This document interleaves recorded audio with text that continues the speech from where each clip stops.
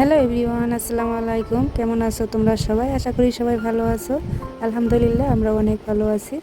কিছুদিন পর আবারও চলে আসলাম তোমাদের মাঝে সিম্পল লাইফস্টাইল ব্লগ জেসমিন চ্যানেলে। তোমাদের সবাইকে স্বাগত জানিয়ে আজকে আবারও নতুন একটা ব্লগ শুরু করলাম।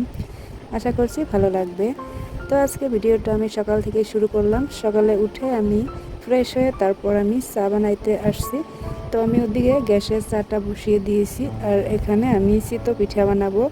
তো গুঁড়াগুলো একটু কীরকম যেন হয়ে গেছিলো। আমি গোলাটাতে হলুদ, মরিচ, লবণ এগুলো অল্প একটু করে করে দিয়েছি। দিয়ে আমি পিঠাটা ভেজে নিলাম।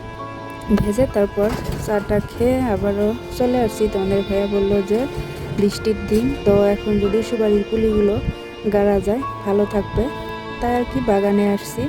আমাদের ঘরের এখানে চলে আসছি। এসে আর কি যে সুপারির পুলিগুলো তুলছে, তো তুলে রেখে দেবে সন্ধ্যার আগে আগে। এগুলো নিয়ে বড় বাগানে নিয়ে গাড়বে, তার জন্য তুলতেছিল। তো আমি একটু ভিডিও করে নিলাম। আর মেয়ে স্কুলে চলে গেছে, মেয়েকে নিয়ে স্কুলে দিয়ে আসছে। মেয়ের পরীক্ষা শেষ পাইছে, কিন্তু ওই যে ক্লাস করে কিছুদিন ক্লাস করে তারপর জুলাইয়ের 5 তারিখে থেকে বন্ধ দিবে। তো সেটা বলেছে, ওই জন্য এই কদিন ক্লাস করবে। আর যেগুলো খাতাতে পরীক্ষা দিয়েছে খাতাগুলো নাম্বার দিয়ে দিবে, কত করে নাম্বার পাইছে সেগুলো দিয়ে তারপর বন্ধটা দিয়ে দিবে, গরমের বন্ধ। আর এই যে তোমাদের ভাইয়া ওকে রেখে এসে তারপর এগুলো তুলছে আর কি। তো আমাদের বাগানে আসলে অনেক ঘাস হয়েছে, দেখো অনেকগুলোই ঘাস। বলতে তোমাদের ভাইয়াকে বললাম যে একটু সাফা করে দাও, এখানে আসা যায় না আর কি, মশা ভর্তি হয়ে থাকে। আর ওই ঘরের ভিতরে তো আমি ছাওয়াগুলাকে আর কি টিউশন করাই, তো ছাওয়াগুলার মশা ধরে, এখান দিয়ে জঙ্গল, এই জন্য আর কি মশাগুলো ধরে। তো তোমাদের ভাইয়া এগুলো সব কেটে দিবে। আর ওইদিকে আনারস গাছটাতে পাকছে নাকি সেটা দেখতে যাচ্ছি। দেখো পানি বেজে গেছে, সদাই বৃষ্টি আসছে, এই বৃষ্টি এই রোদ, কি একটা বতর। তো এরকমের মধ্যে দিনটা চলছে আর কি। আর দেখি আনারস পাকছে নাকি, চলো তোমাদের সাথে শেয়ার করি।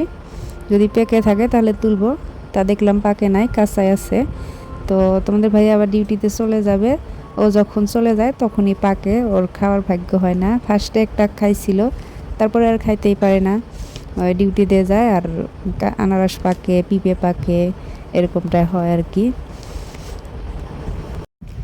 আর আমাদের নতুন সুপারি গাছে দেখো বাদা এসেছে, এবার হয়তো দুই একটা ধরবে নতুনগুলোতে। তো মেয়েকে স্কুল থেকে নিয়ে আসছে, এখন হচ্ছে সন্ধ্যাবেলা। তো সন্ধ্যাবেলা আর কি আসতে, বাজার থেকে আসতে চাউমিন নিয়ে আসছে, তো বানায় দিতে বলতেছে।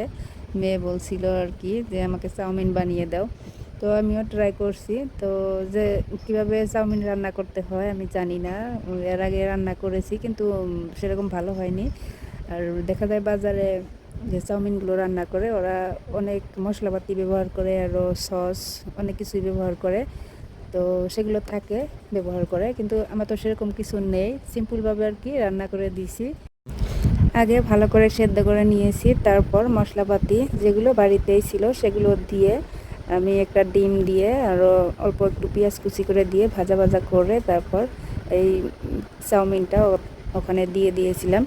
দিয়ে আর কি সস ছিল, টমেটো সস, তো সেগুলো দিয়েও মিক্স করে তারপর খাইতে দিয়েছি। তো মাশাআল্লাহ বলছিল ভালোই হয়েছে। আমি আর কি বানাইতে পারি না, তাও আর কি ট্রাই করেছি। তো মশলা থাকলে আরও হয়তো ভালো লাগতো। এটা হচ্ছে 21 তারিখ, ইয়োগা ডে। তো সরকারের আদেশ মানতেই হয়, তো সবাই আর কি চলে আসছে ইয়োগা পালন করতে। আর আমি বসতে দিয়েছি আমাদের এই ঘরের ওখানে, পেপার পেরে তারপর ওখানে বসতে দেব, কারণ বাইরে অনেক বৃষ্টি পড়তেছিল। তো সবাই আর কি ওখানে বসে খাড়া হয়ে ইয়োগা করছিলাম আমরা।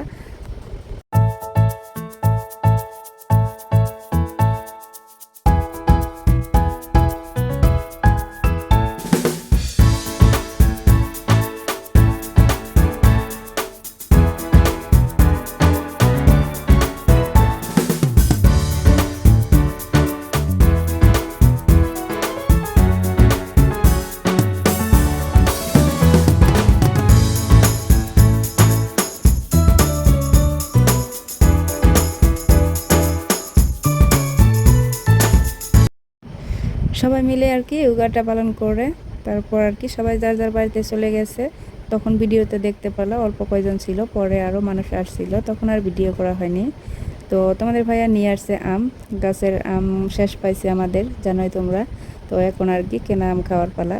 তো বলছিলাম যে আম তো কিনে আনো না, আসছো 2 দিন হলো, আসার দিন নিয়ে আসছিল, খাইয়ে ফেলছি, আবার তারপরের দিন আনে নাই, তাই বলছিলাম। তো বলছিল যে কালকে না নিয়ে আসছি, খেয়ে ফেলছো।